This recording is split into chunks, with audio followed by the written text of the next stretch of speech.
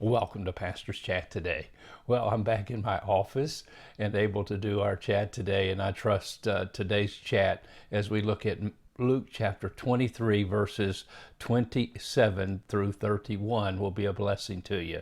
Well, we're at the point where Jesus is on the Valderosa. He's being taken to the cross.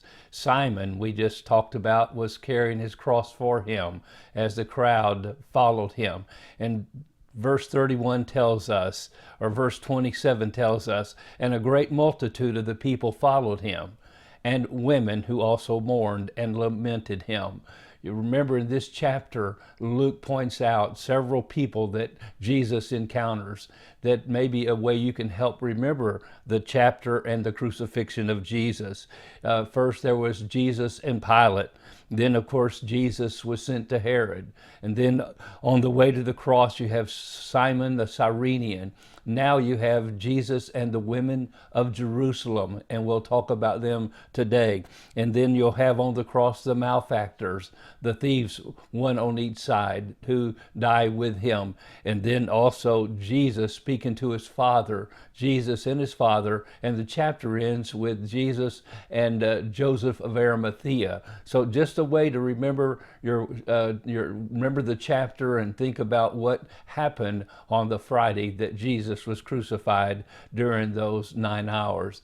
Now, as we look at this passage, it says, and a great multitude of people followed him. And that's not hard to imagine, because Jerusalem at the time of Passover could have had as high as 1 million people in the city. And of course, Jesus already was the center of attention in many ways throughout this entire week. And of course, now a great multitude followed to see what would happen. But it also points out, and women who also mourned and lamented him.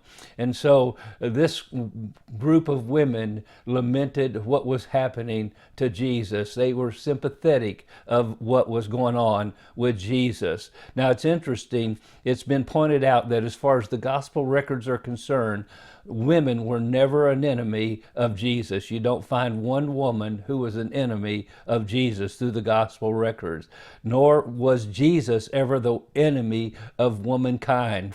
His example, his teachings, and most of all, his redemption have done much to dignify and elevate women.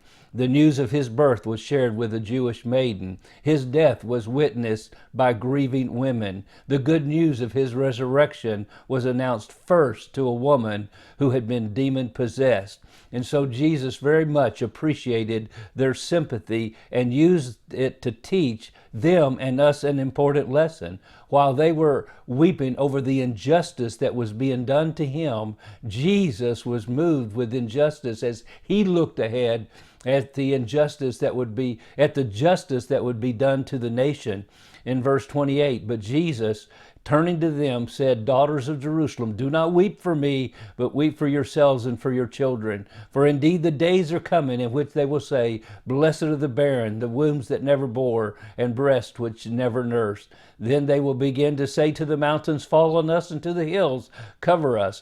For if they do these things in the green wood, what will be done in the dry? Jesus was there, giving himself and doing the miracles, ministering to the people, and that was the time of the green wood. It was a time when people should have rejoiced and received him as the Messiah. But now he's being crucified, rejected of men, a man of sorrows. And he now says, as he's already predicted in Matthew chapter 23, verse 47, he had wept, O Jerusalem, Jerusalem, O you who kill the prophets and stone those who have been sent to you, how often would I have gathered your children together and gathered you as chicks under a hen's wings, but you would not come. You weren't willing, and your house is going to be left to you desolate. Jesus predicted several times, Luke chapter 19, also that Jerusalem would be surrounded by the armies and the stones would be cast down, and the women would be time of mistreatment in unreal ways by the Romans and even by the people that were protecting Jerusalem at that time. I'm telling you, Jesus, even on the cross, cared for what was going on in the future. Today, let's keep our eyes on Jesus. Let's let's weep and mourn for him, but at the same time realize for those who reject him will face terrible judgment. Let's do all we can to weep like Jesus did for the lost. God bless you, and you have a wonderful day.